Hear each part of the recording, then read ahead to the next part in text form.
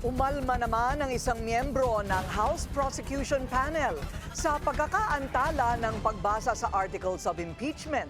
Gayunpaman, aminado ang ilang lider ng Kamara na nasa Senado na ang bola pagdating sa paglilitis ni VP Sara. Yan ang agenda report ni Zandro Ochona. Ikinabahala ni House Prosecution Panel member at Iloilo Representative Lawrence Defensor ang pagkakaantala ng pagbabasa ng Articles of Impeachment laban kay Vice President Sara Duterte.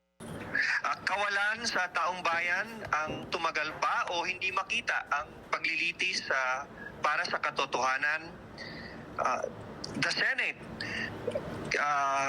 cannot delay any further and cannot pass upon their duty to hold trial regardless of their verdict.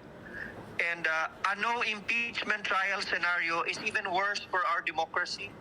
It's a bad example for all Filipinos, especially the youth, that we cannot exact accountability from our high public officials.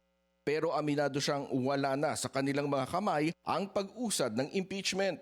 Sana ma-reconsider ng Senado ang kanilang desisyon na ipatagal pa while we respect the decision of the Senate as the impeachment court eventually.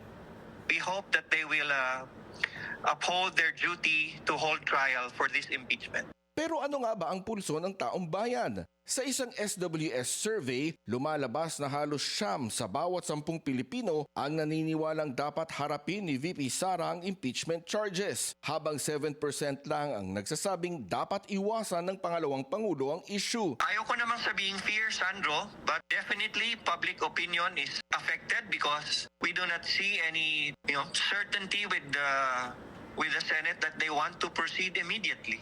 Para naman kay House Deputy Majority Leader Paulo Ortega, kailangang panindigan ng Senado ang mga pronouncement nila. Well, may delay. Hindi ko alam kung tactic po nila yon, pero may delay talaga. Tayo naman po, sabi ko nga, kailangan optimistic ka kahit paano. At saka, sabi ko, panindigan nila yung pinadala nilang huling letter, pati yung schedule po na alas 4. Nasa kanila po talaga yung bola. And naniniwala na tayo that we have sabi nga ang linya po nila sa Senado ngayon na independent ang Senate saka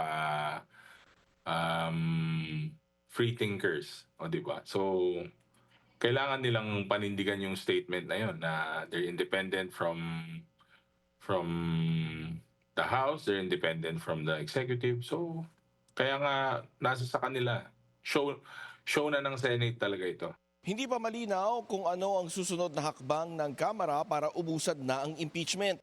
Ang tangi nilang magagawa sa ngayon, hintayin ang Senado kung paano tatalakayin ang impeachment trial. Para sa agenda, Zandro Ochona, Billionario News Channel.